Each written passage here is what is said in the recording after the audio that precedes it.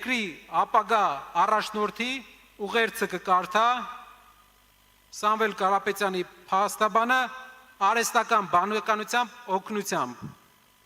Ոչինչ չի լրացնի մեր ձայնը եւ չի բանտարկի մեր ազատությունը։ Հայաստանի հաջորդ առաջնորդը։ Խնդրեմ։ Սիրելի հայրենակիցներ, գործընկերներ եւ համախոհներ։ 2025 թվականի հուլիսի 4-ին, երբ դեռ մեկ ամիսը կալանքից չէր լրացել, դիմեցի ձեզ ու ասացի իմ նախաձեռնության մասին, որն այսօր իրականություն է դառնում։ Այդ օրը միասին որոշեցինք, որ միասնական մեկ բռունցք դառնալով մտնում ենք քաղաքական պայքարի մեջ, հանուն մեր հայրենիքի լավ ապագայի։ Ինձ կալանավորելով, կալանքի տակ պահելով, փոքրիկ խմբակը կարծում էր, որ կլռեցնեն, կմեկուսացնեն ոչ միայն ինձ, այլ Հայաստանի ձայնը, մեր ժողովրդի ձայնը, մեր քաղաքացու ձայնը, ձեր բոլորի ձայնը։ Բայց նրանք հերթական անգամ սխալվեցին ու ձախողեցին։ Հիմա մեր ձայն ավելի բարձր է հնչում։ Հիմա մենք ձեզ հետ ավելի ուժեղ ենք, քան երբևէ։ Այսօր եւս մեկ անգամ հաստատում ենք, որ Հայաստանում քաղաքական իրավիճակը վերջնականապես փոխվել է, ու փոքրիկ խմբակն արդեն ուժ չունի իր թուլացած դիրքերը վերականգնելու համար։ Ժողովուրդը դժգոհ է իշխանություններից։ Հասարակության մեծ մասը վերջնականապես հիասթափված է, քանի որ իշխանությունը ձախողել է ամեն ինչ՝ արտաքին քաղաքականությունը, ներքին քաղաքականությունը, սոցիալական ոլորտը։ Տնտեսության վիճակը կարելի է բնորոշել մեկ նախադասությամբ. աղքատ ենք ու խրված պարտքերի մեջ։ Մեր երկրին ամեն տեսակի արհավիրք, դժբախտություն ու թուլություն բերածները վերջին շրջանում միայն խոստանում են ու խոսում են մի բանից՝ թույլ խաղաղությունից։ Խաղաղություն առանց ուժեղ պետության կոչվում է հանձնվել։ Նրանք հանրությանը մոլորեցնում են, թե իբր ուժեղ բանակ ունենալը համարժեք է պատերազմի։ Սա հերթական սուտն է հանրությանը վախեցնելու համար։ Մենք ուզում ենք խաղաղություն,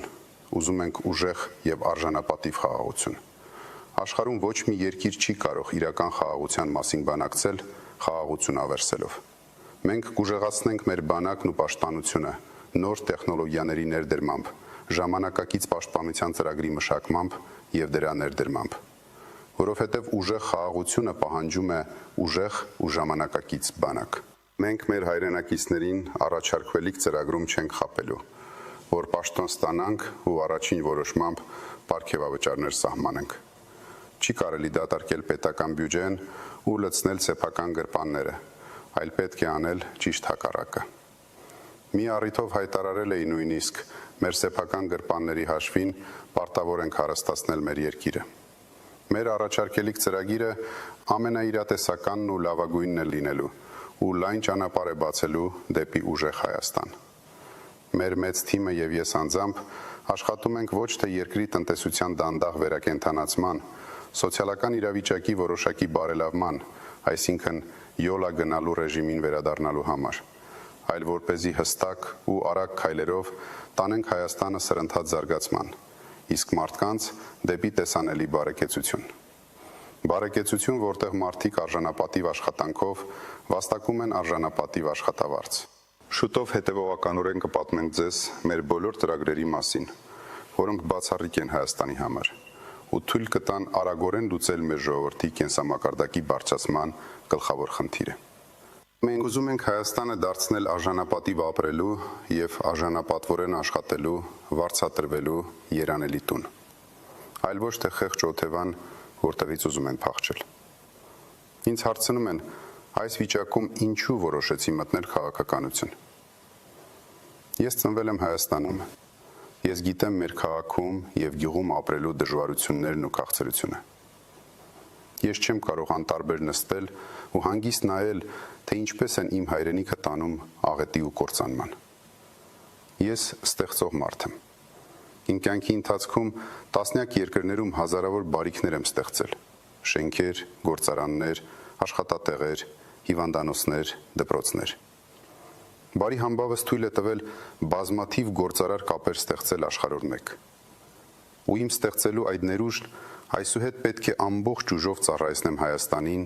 ու մեր ժողովրդին։ Սիրելի հայրենակիցներ, գործընկերներ եւ համախոհներ։ Հնացել է ընդամենը 115 օր, ինչեւ այն օրը, երբ Հայաստանը կունենա նոր սկիզբ, կբացվի նոր դարաշրջան եւ մեր ուժեղ Հայաստանը կլինի բոլորիս իրականությունը։ Հայաստան, որտեղ մեր սփյուռքը, դրսում ապրող մեր քույրերն ու եղբայրները կրկին կզգան իրենց Հայաստանում, ինչպես իրենց ամենալավ ու ամենաապահով տանը։ Մեզ համար առաջնահերթություն է լինելու ոչ թե սփյուռքից նվիրատվությունները, այլ Հայաստանի հետ իրական էմոցիոնալ կապը։ Հայաստան, որը կունենա պրոֆեսիոնալ, անկախ ու խելացի դիվանագիտություն, պետություն, որը կխոսի բոլոր հարևանների ու կաշխատի բոլոր գերտերությունների հետ, բոլորի հետ։ Մեր դիվանագիտական հարաբերությունների հենքը պետք է լինի մեր երկրի առջև առկա մարտահրավերները խաղաղ ու պրոֆեսիոնալ կերպով լուծելը, այլ ոչ թե աշխարհաքաղաքական խարդավանքների մեջ մտնելը։ Ընդամենը 115 օրից բոլորը կտեսնեն, որ ուժեղ Հայաստանը ոչ միայն կուսակցության անուն է։ Սա խոստում է, որն այսօր տալիս ենք Հայաստանի ողջ ժողովրդին ու ողջ հայությանը, իսկ վաղը դարձնելու ենք իրականություն։ Ընտրությունը բոլորիս առջև հստակ է, թույլ առաջնորդություն, թե ուժեղ առաջնորդություն, բաժանում, թե համախմբում, ինքնիշխանության շարունակական զիջում, թե ինքնիշխանության ամրապնդում, նվաստացում, թե արժանապատվություն, հուսահատություն, թե հույս։ Ուժեղ Հայաստանի կառուցումը հենց նաև հույսի մասին է։ Լավ իմացեք, Հայաստանի նոր, խաղաղ, ապահով ու բարեկեցիկ կյանքի կառուցումը սկսելու ենք ընտրությունների հենց հաջորդ օրվանից, հունիսի 8-ից։ Մեր վճռական, համառ ու չհանձնվող մեծ թիմի հետ միասին չենք կորցնելու ոչ մի օր ուժեղ Հայաստան կառուցելու ճանապարհին։ Ու վստահ եղեք, անպայման հաջողելու ենք մեր ձևով դեպի ուժեղ Հայաստան։ Ուժեղ